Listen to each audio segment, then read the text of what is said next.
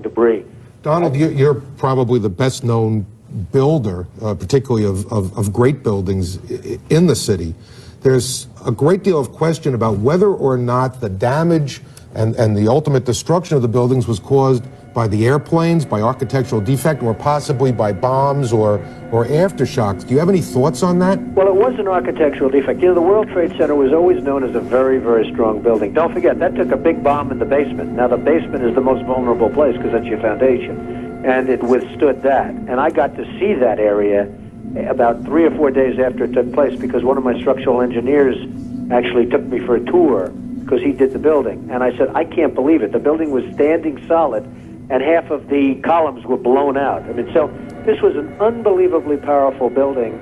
If you know anything about structure, it was one of the first buildings that was built from the outside. The steel, the reason the World Trade Center had such narrow windows is that in between all the windows, you had the steel on the outside. So you had the steel on the outside of the building. That's why when I first looked, and you had big, heavy I-beams, when I first looked at it, I couldn't believe it because there was a hole in the steel.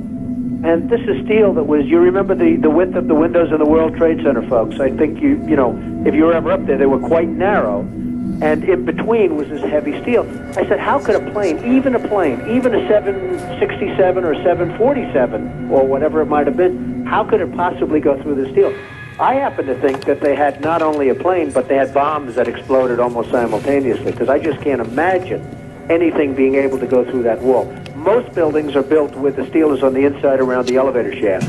This one was built from the outside, which is the strongest structure you can have, and it was almost just like a can of soup. You know, Donald, we were looking at pictures all morning long of that plane coming into building number 2, and when you see that approach the far side, and then all of a sudden, within a matter of a millisecond, the explosion pops out the other side. Right.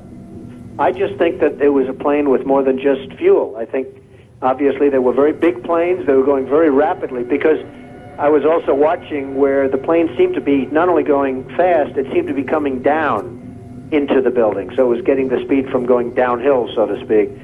It just seemed to me that to do that kind of destruction is even more than a big plane because you're talking about taking out steel, the heaviest caliber steel that was used on a building. I mean, these buildings were rock solid. And, you know, it's just an amazing thing. This country is different today, and it's going to be different than it ever was for many years to come.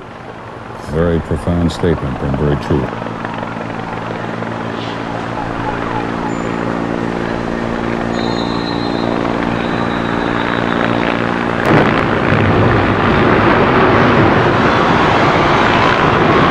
That's the third.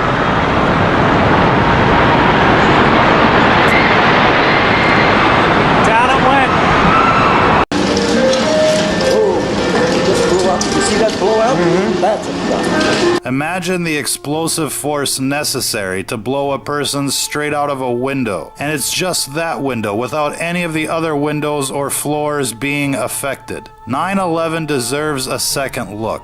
Not only for those that went through it, but for the millions of lives that have been affected ever since. Because if an explosion brought those towers down, then the whole thing's a mass deception. Remember, the people that told you about WMDs in Iraq were the ones who told you who did what on 9/11.